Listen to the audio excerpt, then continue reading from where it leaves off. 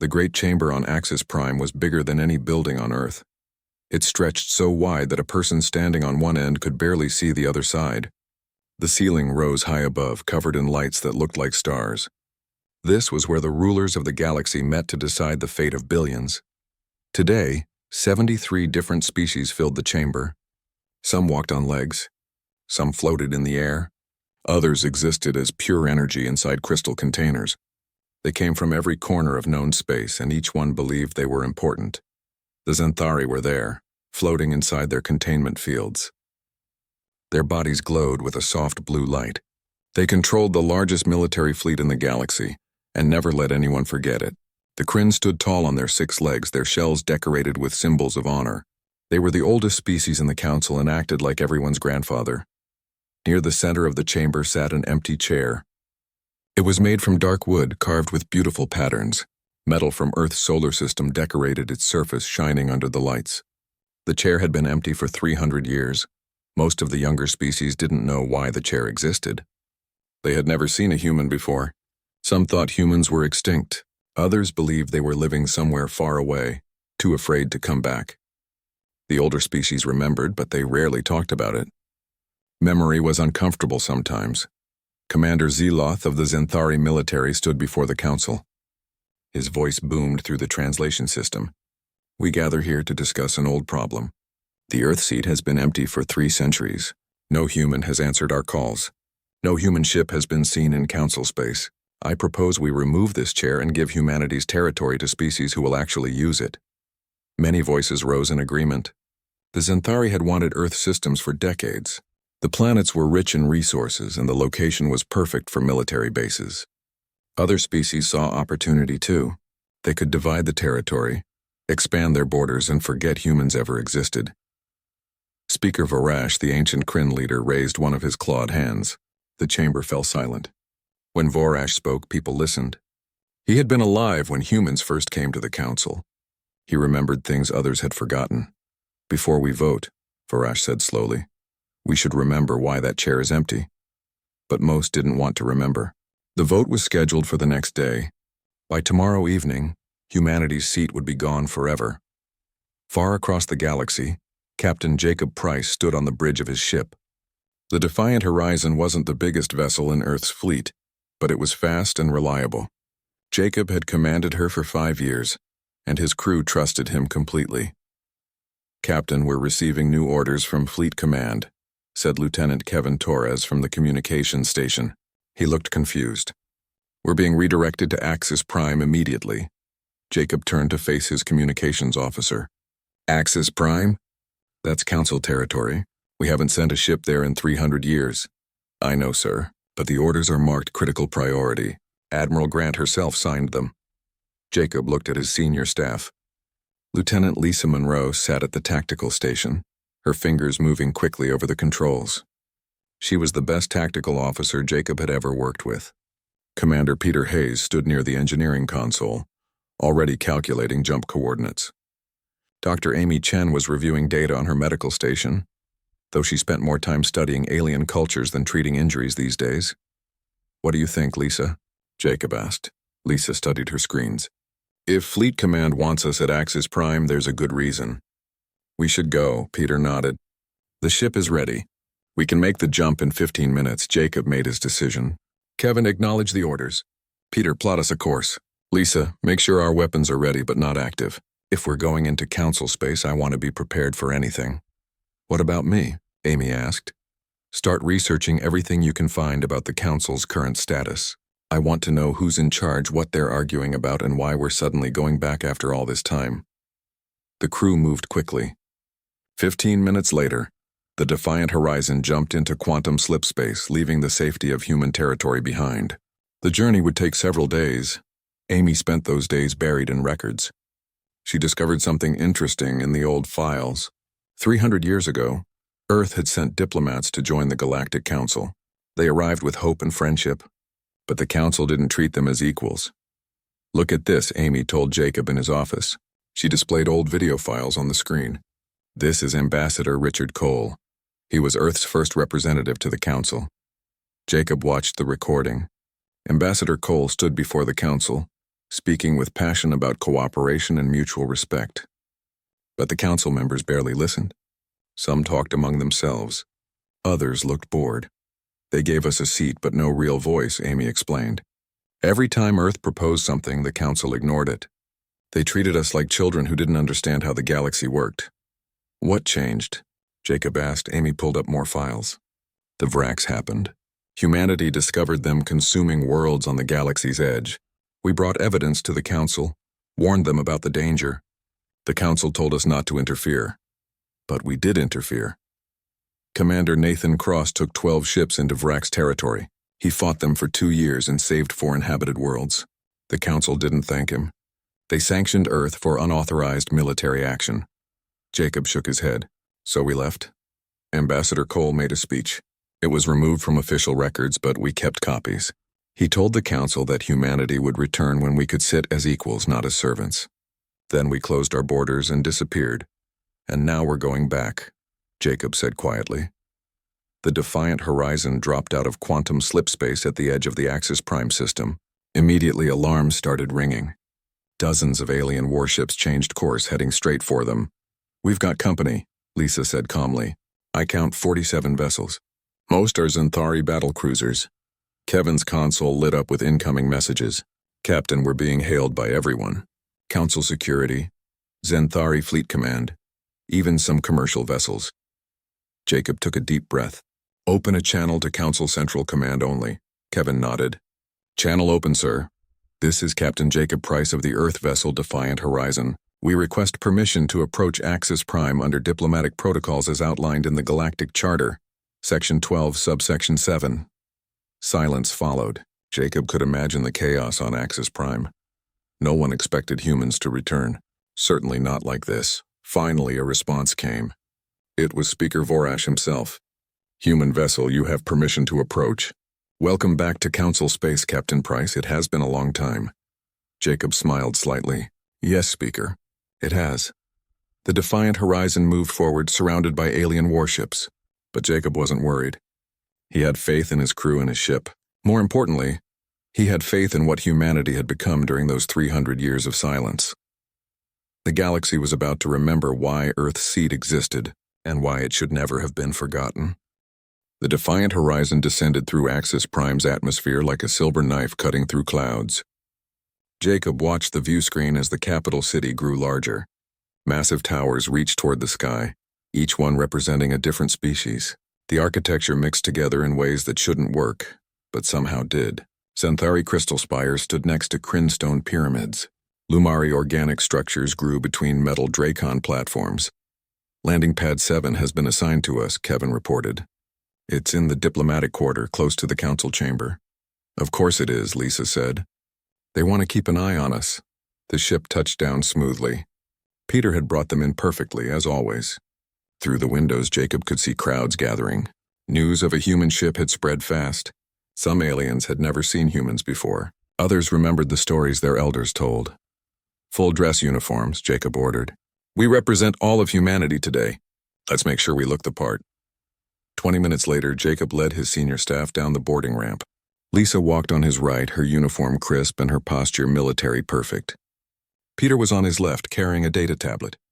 Amy and Kevin followed close behind. They were only 5 people, but they carried the weight of 53 human star systems on their shoulders.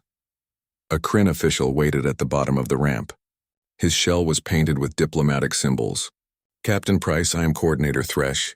Speaker Vorash has requested your presence in the council chamber immediately. We're ready, Jacob said. They followed Thresh through the streets of the capital. Aliens stopped to stare. Some pointed. Others whispered to each other. Jacob kept his expression neutral, but inside he felt the pressure. Humanity had been gone for 300 years. What they did today would echo across centuries. The council chamber was even more impressive from the inside. The ceiling seemed to go on forever. The empty earth chair sat in its place of honor, dusty but undamaged. Jacob felt something tighten in his chest when he saw it.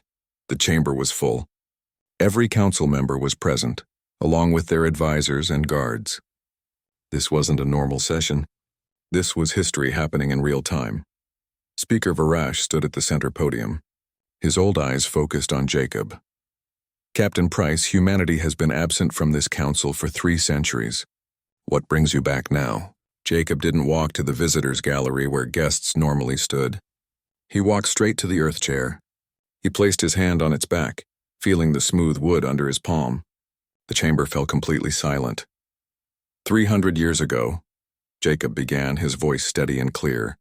Humanity came here seeking partnership. We offered friendship and cooperation. But you didn't want partners. You wanted servants. You wanted us to sit quietly, follow orders, and be grateful for the privilege. Angry voices rose from the Zenthari section. Commander Xyloth stepped forward. How dare you speak to the council this way? You abandoned your responsibilities. We abandoned nothing, Jacob said firmly. You never gave us responsibilities. You gave us a chair and empty promises. When we discovered the Vrax and brought you evidence, you told us to mind our place. When Commander Nathan Cross saved 4 worlds from destruction, you sanctioned us for it. You didn't want humanity in the council. You wanted humanity under your control.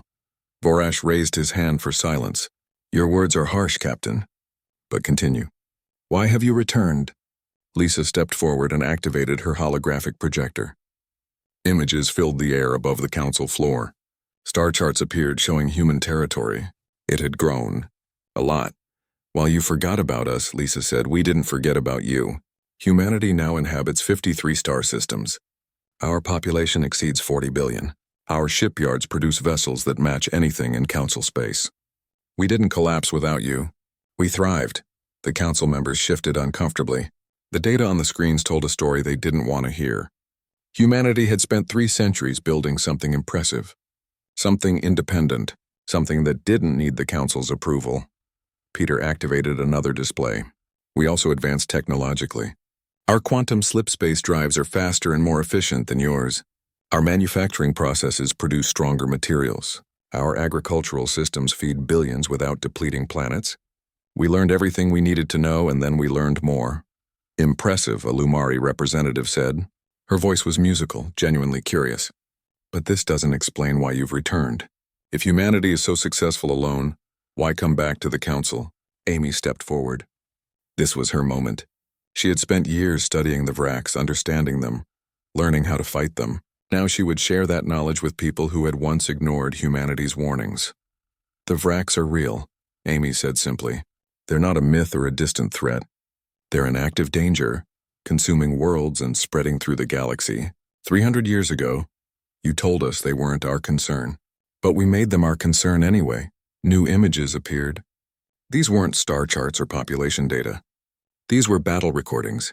Vrax hive ships, massive and terrifying, attacking human colonies. Human vessels fighting back, sometimes winning, sometimes dying. The images were brutal and honest. We've lost 12 colonies to the Vrax, Amy continued. 7 million people dead. We fought them in the dark places of the galaxy, far from council space. We've studied them, learned their tactics, discovered their weaknesses, and we've been holding them back. Alone. The chamber erupted in noise. Some species didn't believe it. Others were angry that humanity hadn't shared this information sooner. A few looked scared, realizing what this meant. Commander Xyloth laughed, but it sounded forced. You expect us to believe that humans alone have been fighting a threat the entire council couldn't stop? This is fantasy. You're children telling ghost stories. Jacob's expression didn't change. He looked at Xyloth calmly, almost sadly. Peter, show them. Peter worked his console. Throughout the Axis Prime system, something changed. Space itself seemed to ripple. One by one, ships appeared. They had been there all along, hidden by advanced cloaking technology. 50 human warships materialized, surrounding the planet. Each ship was larger than the Defiant Horizon. Each one carried enough firepower to level a city. Their hulls were marked with battle scars and unit insignias. These weren't parade ships. These were veterans of real wars, fought in places the Council had never heard of. The chamber fell silent. Every eye was on the display screens showing the human fleet. It was a statement without words. Humanity hadn't just survived. They had become powerful. We didn't come here to threaten you, Jacob said into the silence. We came to deliver a warning and an offer. The Vrax will reach Council space within 10 years. When they do, humanity will stand and fight. With or without you, he paused, letting his words sink in. But we thought you should know.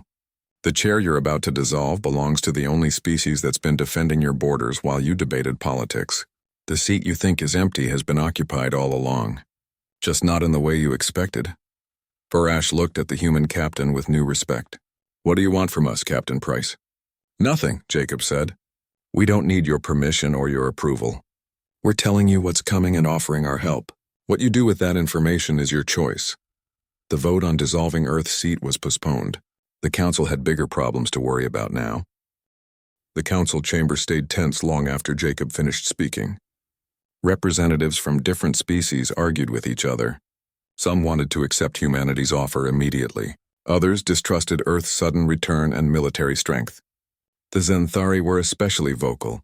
Commander Xyloth demanding proof that the Vrax threat was real. Speaker Vorash called for order. His voice, though old, carried authority. This council will recess for 3 hours. Captain Price, you and your staff will remain on Axis Prime. We have much to discuss. Jacob nodded. We'll be here, Speaker. As the council members filed out, Vorash approached the human delegation. Up close, the ancient Kryn looked tired. His shell bore scars from conflicts centuries old. Walk with me, Captain. There are things we should discuss privately. They left the chamber and entered a quiet garden. Plants from 100 worlds grew together, carefully tended by automated systems. Vorash moved slowly, his 6 legs carrying him along a stone path. Jacob walked beside him while his crew followed at a respectful distance. I was there when Ambassador Cole left. Vorash said quietly, I voted against sanctioning your Commander Cross. I argued that humanity deserved respect. But I was outvoted. Why are you telling me this? Jacob asked. Because I want you to understand something. The Council is not evil. It is simply old and afraid. When humanity arrived 3 centuries ago, you were different. Aggressive, unpredictable, passionate. You made us uncomfortable. So you pushed us away. Vorash made a sound that might have been a sigh. Yes, and in doing so, we created exactly what we feared. A powerful human civilization that owes us nothing. They reached a fountain. Water flowed over rocks, creating a peaceful sound. Vorash stopped and turned to face Jacob. Tell me truly, Captain. Can humanity really stop the Vrax? Jacob considered his answer carefully. Alone? No. We've been fighting a defensive war, holding them back from Council space. But they're getting stronger. Their hive ships are learning from each battle. Eventually, they'll overwhelm our defenses, but together, Vorash asked, together we have a chance. Humanity has the combat experience and tactical knowledge. The Council has the resources and numbers. If we combine our strengths, we can push the Vrax back to their own territory and establish permanent defenses. Vorash was quiet for a long moment. The Council will not make this easy. Many species see humanity's strength as a threat. They would rather face the Vrax than admit they need help from humans. Then they're fools, Jacob said bluntly. Pride is a luxury nobody can afford right now. The old Kryn made a sound like laughter. You remind me of Ambassador Cole. He had the same directness. It was refreshing even when it was uncomfortable. That evening, Jacob and his crew were given quarters in the diplomatic sector. The rooms were comfortable, designed to accommodate different species. Amy immediately set up her equipment and started analyzing Council data networks. With permission, of course, mostly permission. The Council's information on the Vrax is centuries out of date, she reported. They still think the Vrax are scattered raiders. They don't realize the hives have unified under a central intelligence. Can you update their databases? Jacob asked. Already doing it. I'm uploading everything we know about Vrax biology, tactics, and technology. If they bother to read it, they'll understand what we're facing. Lisa stood by the window looking out at the alien city. Captain, we have a problem. I've been monitoring communications. The Zenthari are mobilizing their fleet. They're positioning ships near human territory. Jacob frowned. They're testing us. Seeing if we'll back down. What do we do? Nothing aggressive. But make sure Admiral Grant knows what's happening. If the Zenthari want to play games, humanity won't be intimidated. Peter was working on his own projects. He had connected with Council engineering databases and was shocked by what he found. Captain, you need to see this. The Council's technology hasn't advanced much in 300 years. They're using the same quantum drive designs, the same weapon systems, even the same medical techniques. Why would they stagnate? Kevin asked. Because they're comfortable, Amy said. When you're the dominant power, you stop innovating. You maintain what you have instead of developing what you need. Humanity didn't have that luxury. We had to keep improving just to survive. The next morning, the council reconvened. The chamber was even more crowded than before. Representatives from minor species had arrived overnight, wanting to witness history. The tension was thick enough to cut with a knife. Commander Xyloth spoke first. The Xanthari have reviewed humanity's claims about the Virax. We find them difficult to believe. However, we are willing to send a scout fleet to investigate these so-called hive ships. If they exist, Jacob stood. That would be a mistake, Commander. Virax hive ships will destroy your scouts before they can report back. We've lost 17 vessels learning that lesson. Then what do you suggest, human? Let us show you. The Defiant Horizon has complete tactical recordings of Virax encounters. Battle footage, sensor data, communication intercepts. Everything you need to understand what we're facing. The Council agreed. For the next 2 hours, they watched humanity's war against the Virax. The recordings were brutal. They showed human colonies burning, ships exploding, people dying. But they also showed humanity fighting back with courage and determination. One recording particularly affected the Council. It showed Commander Nathan Cross's final battle. His small fleet faced 3 Virax hive ships protecting an inhabited world. Cross knew he couldn't win, but he could buy time for the planet to evacuate. The recording showed Cross's ship, the Valiant Star, ramming a Virax hive ship at full speed. The explosion destroyed both vessels but allowed the other human ships to escape with the refugees. 4 million people survived because Cross sacrificed himself and his crew. When the recordings ended, the chamber was silent. Even Commander Xyloth looked shaken. These weren't abstract threats or political games. This was real war against a real enemy. A Lumari representative stood. Her name was Singer Kresh, and she spoke for one of the most peaceful species in the galaxy. Captain Price, your people have suffered greatly. Why share this with us? Why offer help to a council that rejected you? Jacob looked around the chamber, meeting the eyes of different species. Because it's the right thing to do. Because billions of innocent people will die if the Virax aren't stopped. Because humanity learned something important during our isolation. We learned that strength isn't about dominating others. It's about protecting those who can't protect themselves. He paused. 300 years ago, Ambassador Cole told you that humanity would return when we could sit as equals. We've returned, not as supplicants begging for acceptance, not as conquerors demanding submission, but as partners offering alliance. The choice is yours. Vorash stood slowly. The chair has been empty long enough. I call for a vote. Should Earth's seat be officially reinstated with full council rights and privileges? The vote wasn't unanimous. Some species abstained. Others voted against, unwilling to accept humanity as equals. But when the count finished, the motion passed. Earth's seat was officially recognized. Jacob didn't celebrate. Thank you, Speaker. But understand this. Humanity didn't come back for a vote or a chair. We came back because the galaxy needs defending, and we're the only ones who know how to do it. With or without official recognition, we'll stand against the Virax, but we'd rather stand together. Vorash bowed his head slightly. Then let us discuss how we stand together, Captain. The real work begins now. The war room deep beneath the council chamber had never seen so much activity. Representatives from 20 different species crowded around holographic displays showing the galactic frontier. Jacob stood at the center, explaining 3 centuries of hard-won knowledge. The Virax aren't like any enemy you've faced before, he said, manipulating the display to show a hive ship. They don't negotiate. They don't retreat. They consume everything in their path and move on to the next target. A Draken military commander studied the image. His scales rippled with concern. How many hive ships exist? We've confirmed 217, Lisa answered. But we believe there are more we haven't detected yet. Each hive ship carries approximately 50,000 Virax drones and can operate independently for years. Commander Xyloth crossed his arms. Despite the vote, he remained skeptical of human claims.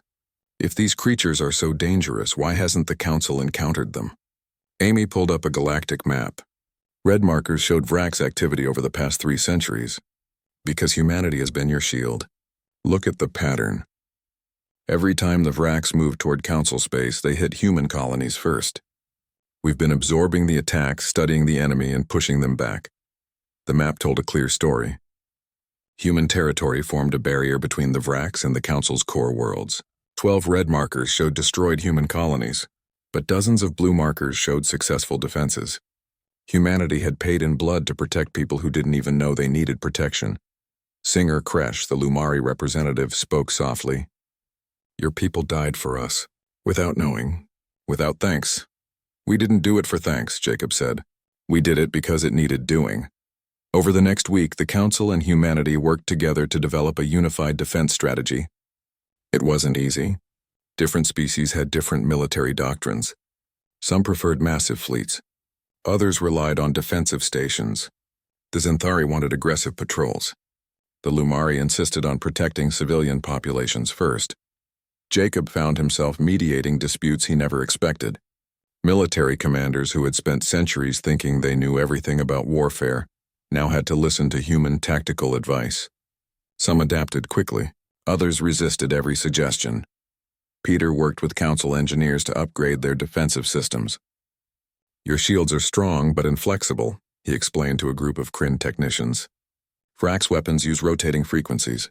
Your shields can't adapt fast enough. Let me show you what we developed.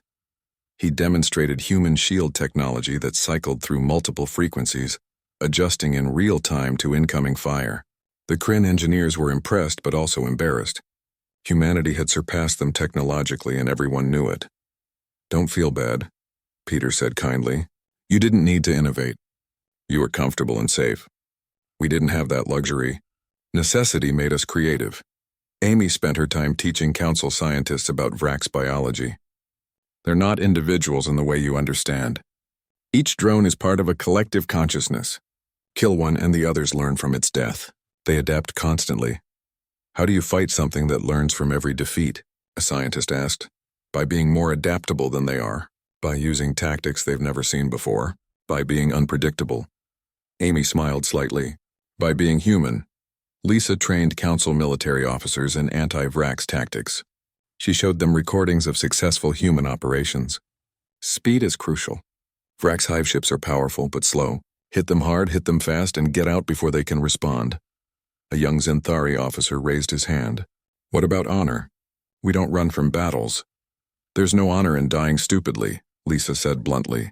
The Vrax don't care about your courage. They'll consume your ship, study your tactics, and use that knowledge to kill your friends. Survival isn't cowardice, it's strategy. Meanwhile, political tensions continued. Not all Council species supported the alliance with humanity. Some feared human military power. Others resented taking orders from a species they had once dismissed.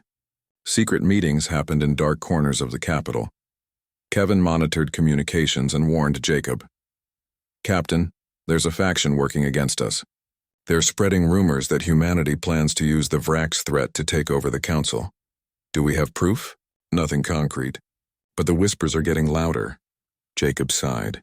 Politics never changes, no matter what species you're dealing with. Keep monitoring. We need to know who our real enemies are. The answer came sooner than expected. A week after the vote, Ambassador Vrix of the Helian Combine requested a private meeting with Jacob. The Helians were a minor species, barely noticed in Council debates. But Vrix seemed nervous, constantly looking over his shoulder. Captain Price, I come with information. Information that could endanger my people if anyone knows I shared it. Jacob gestured to a chair. You can trust me, Ambassador. What's wrong? Vrix sat down, his three-fingered hands trembling. There are Council members who plan to sabotage the alliance. They believe humanity is using the Vrax threat to gain power. They're planning to discredit you by staging a false Vrax attack and then revealing it as human deception. That's insane, Lisa said. She had been standing guard outside but came in when she heard the accusation. We've shown them proof. Battle recordings. Sensor data. Physical evidence. They claim all of it can be faked, and they have support from powerful species. Vrix looked at Jacob desperately. I don't believe them. I watched those recordings. I saw the pain in your eyes when you talked about the colonies you lost. That wasn't fake. But others don't see it, or don't want to see it, Jacob thought carefully. Who's leading this faction? I cannot say names. They would know I betrayed them. But I can tell you this. They plan to act soon, within days. Please be careful. After Vrix left, Jacob called an emergency meeting with his crew. We have a problem. Some Council members are working against us. If they succeed in discrediting humanity, the alliance falls apart. The Vrax win without firing a shot. What do we do? Kevin asked. We prove we're right, not with recordings or data, with something they can't deny or fake. Jacob looked at his crew. We're going to take a council delegation into Vrax territory. Let them see the enemy firsthand. Peter's eyes widened. Captain, that's incredibly dangerous. If something goes wrong, we could start a war. We're already in a war. The council just doesn't know it yet. Jacob's voice was firm. Amy, prepare detailed briefings on Vrax behavior. Lisa, plan the safest route into and out of enemy territory. Peter, make sure the Defiant Horizon is ready for combat. Kevin, send a message to Admiral Grant explaining what we're doing. And what are you going to do, Captain? Lisa asked. I'm going to convince the council to trust us one more time. Even though we know some of them are working against us. Even though this could be a trap. Because if we don't prove the Vrax are real, billions of people will die. The next day, Jacob stood before the council again. Speaker Varash, members of the council, I have a proposal. Let me take a delegation into Vrax territory. Let your own people see the enemy with their own eyes. Then you'll know humanity speaks the truth. The chamber erupted in debate. Some thought it was too dangerous. Others saw it as an opportunity to expose human lies. Commander Ziloth surprised everyone by speaking in support. I will go, Ziloth said. If the Vrax are real, I will see them. If this is human deception, I will expose it. Either way, the truth will be known. Other volunteers came forward. Singer Kresh volunteered. So did 3 other species representatives. Even Coordinator Thresh, the Kryn diplomat who had first greeted Jacob, stepped forward. Vorash looked at the volunteers, then at Jacob. Captain Price, you are either very brave or very foolish. Perhaps both. The Council approves your mission, but understand this. If you are deceiving us, humanity will face consequences beyond anything you can imagine. Jacob met the old Kryn's eyes. And if we're telling the truth, Speaker, the galaxy gets a chance to survive. That's worth the risk. The Defiant Horizon left Axis Prime with 8 council delegates aboard. Commander Ziloth represented the Zenthari military. Singer Kresh spoke for the peaceful Lumari. Coordinator Thresh came for the Kryn. 5 others represented species large and small. They were scared but determined to learn the truth. Jacob gathered them in the ship's briefing room. Before we enter Vrax territory, you need to understand what we're facing. Amy, please explain. Amy activated a holographic display showing Vrax anatomy. The Vrax are insectoid, roughly 2 meters tall. Their exoskeletons are incredibly strong, resistant to most energy weapons. They have 4 arms, each ending in blades that can cut through metal. But their real danger isn't physical. She changed the display to show neural patterns. The Vrax share a collective consciousness. Every drone is connected to every other drone through quantum entanglement. When one learns something, they all learn it instantly. They don't have generals or commanders. They are a single mind in millions of bodies. Ziloth leaned forward. How do you kill something like that? You disrupt the connection, Lisa answered. Human ships carry quantum dampeners that interfere with their neural links. It doesn't kill them, but it confuses them long enough to destroy individual drones before they adapt. The journey took 3 days. 3 days of tension as the ship moved deeper into uncharted space. The council delegates stayed in their quarters mostly, processing what they had learned. Some still doubted. Others began to believe and fear. Singer Kresh spent hours talking with Amy. Your people have fought this enemy for so long. How do you maintain hope? Amy smiled sadly. Because we have to.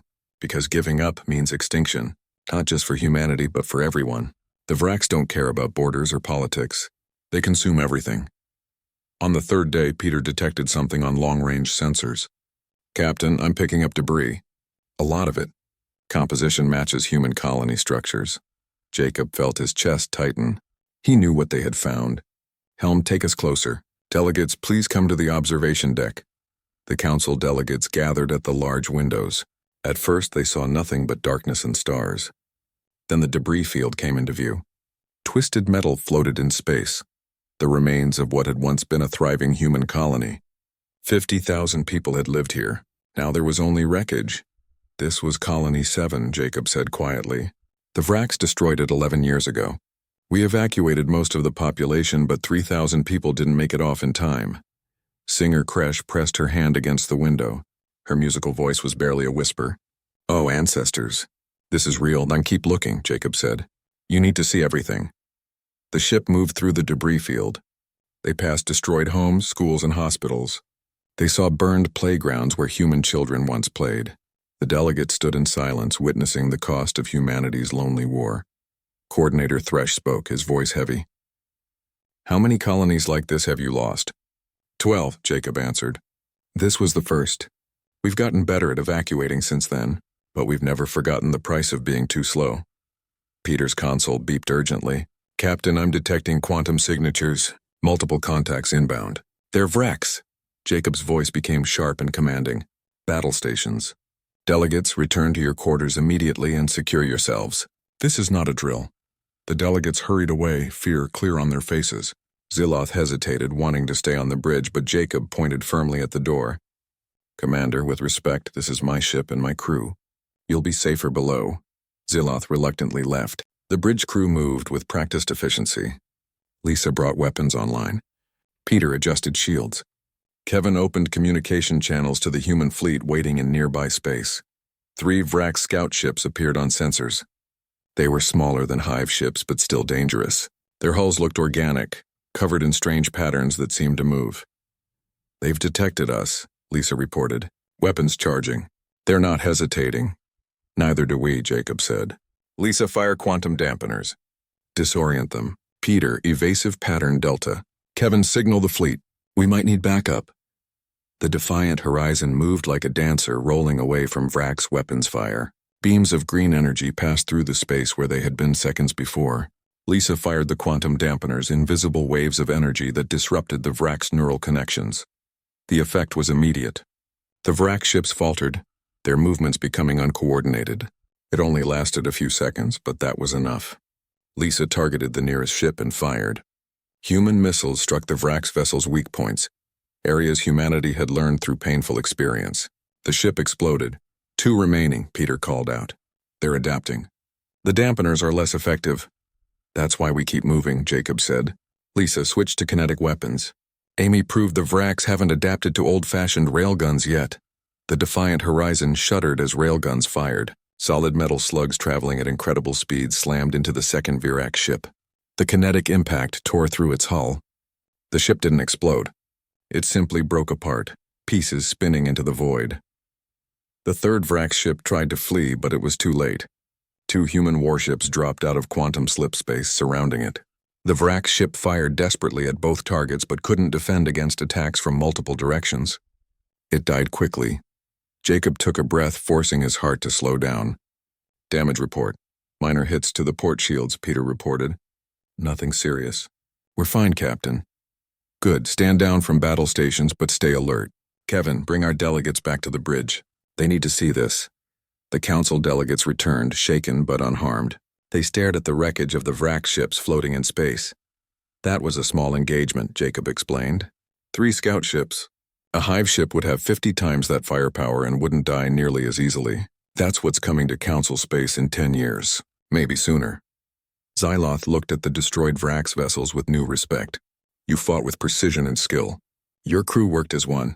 This was not the first time you faced them. No, Jacob said, and it won't be the last. This is what humanity does, Commander. This is what we've been doing for 300 years while the council debated politics. Singer Kresh was crying. Tears ran down her face as she looked at the debris field around them. All these people, all these homes, and we never knew. We never even asked. You know now, Amy said gently. That's what matters. You can go back to the council and tell them the truth. The Vrax are real. The threat is real. And humanity has been standing between them and you this entire time. The journey back to Axis Prime was quiet. The delegates spent their time writing reports, recording observations, and processing what they had witnessed. The evidence was undeniable now. The Vrax existed, humanity's war was real, and the galaxy needed to prepare.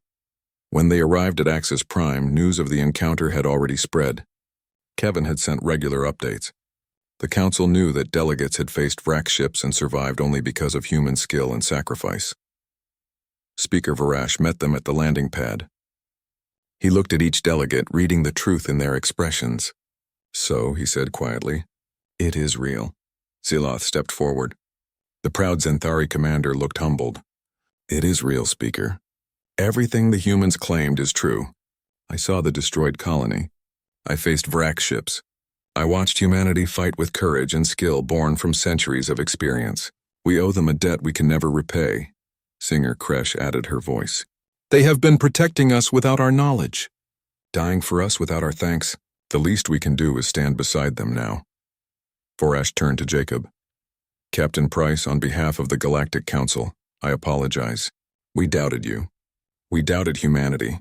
We were wrong. Jacob shook his head. Apologies don't matter, Speaker. Action matters. Will the Council fight beside us? Will you commit your fleets, your resources, your people to stopping the Vrax? Because words won't save anyone when the hive ships arrive. Yes, Vorash said without hesitation. The Council will fight, together. For the first time since arriving at Axis Prime, Jacob smiled. The months following the Vrax encounter transformed the Galactic Council. Species that had barely cooperated before now worked together with urgent purpose. The empty Earth chair was filled not just symbolically, but with real human presence in every council decision. Jacob remained on Axis Prime as humanity's primary representative. Admiral Helen Grant arrived to command the joint military operations. She was a veteran of 20 Vrax campaigns, gray-haired and stern, respected even by species that had once dismissed humanity. The Council has resources we never dreamed of, Helen told Jacob during a private meeting. But they're inexperienced in real warfare. Most of their conflicts were political maneuvering and small skirmishes. They've never faced an existential threat. Can we train them in time? Jacob asked. We have to. The Vrax won't wait for us to be ready. Training programs began across Council space. Human officers taught alien crews about Vrax tactics. Lisa Monroe ran simulation after simulation, drilling Council forces until they could respond to Vrax attacks instinctively. Commander Zeloth proved to be an excellent student, absorbing everything humanity taught and adding his own innovations. Your tactics are efficient but risky, Zeloth told Lisa during one session. You rely on speed and surprise. What happens when the Vrax adapt to that? Then we adapt again, Lisa said. That's the key. The Vrax learn from every encounter, but they're predictable in their learning. They always choose the most efficient solution. That makes them smart but not creative. Creativity is humanity's advantage. Peter Hayes worked miracles with Council shipyards. Within 3 months, he had upgraded 40% of the Council fleet with human shield technology and quantum dampeners. Engineers from different species learned to work together, sharing knowledge that had been hoarded for centuries. A Kryn engineer named Voss became Peter's closest collaborator. Your people think differently than we do, Voss observed. We build things to last forever. You build things to be improved. Always changing, always growing. That's because we couldn't afford perfection, Peter explained. We needed good enough right now with the ability to make it better tomorrow. The Vrax forced us to be flexible. Amy Chen established the Council's first xenobiology research center focused entirely on the Vrax. Scientists from 20 species worked under her guidance, studying every scrap of data humanity had collected. They made discoveries that even Amy hadn't noticed. A Lumari scientist named Tender noticed patterns in Vrax expansion. They're not random. Look at this. Every system they've consumed has high concentrations of rare minerals. They're mining the galaxy. For what purpose? Amy asked. Unknown. But if we can determine what they're building, we might predict their next moves. The research led to an important discovery. The Vrax weren't just consuming worlds. They were constructing something massive in deep space, far from any star system. Long-range probes confirmed it. A structure larger than any planet built from the remains of consumed worlds. What is it? Speaker Vorash asked during an emergency council session. We don't know, Amy admitted. But whatever it is, they've been building it for at least 500 years. And it's almost complete. That revelation accelerated everything. The Council voted to commit 70% of its military forces to anti-Vrax operations. Species that had never worked together before now trained side by side. The Xanthari disciplined military combined with Lumari medical expertise. Kryn engineering supported Dracon tactical brilliance, and humanity tied it all together with hard-won experience. Jacob watched it happen with mixed emotions. Pride because humanity had brought the galaxy together, sadness because it took an existential threat to make it happen, and fear because he knew the real war hadn't started yet. 6 months after returning to Axis Prime, the Council launched its first joint offensive against the Vrax. A combined fleet of 200 ships, half human and half Council forces, targeted a Vrax staging area. Admiral Grant commanded from the bridge of the human battleship Indomitable Spirit. The battle lasted 14 hours. The Vraks fought with their usual ferocity, but this time they faced a prepared and coordinated enemy. Human ships used hit-and-run tactics while Council vessels provided heavy firepower. Quantum dampeners disrupted Vraks' coordination. New weapons developed by combined human and alien research teams proved devastatingly effective. When it ended, the Vrak staging area was destroyed. 3 hive ships were reduced to debris. The joint fleet lost 32 vessels, but they had proven something crucial. Working together, the galaxy could fight back. But victory came with a price. Among the dead was Coordinator Thresh, the Kryn diplomat who had welcomed Jacob to Axis Prime. His ship was destroyed, covering the retreat of damaged vessels. He died saving 200 crew members from 3 different species.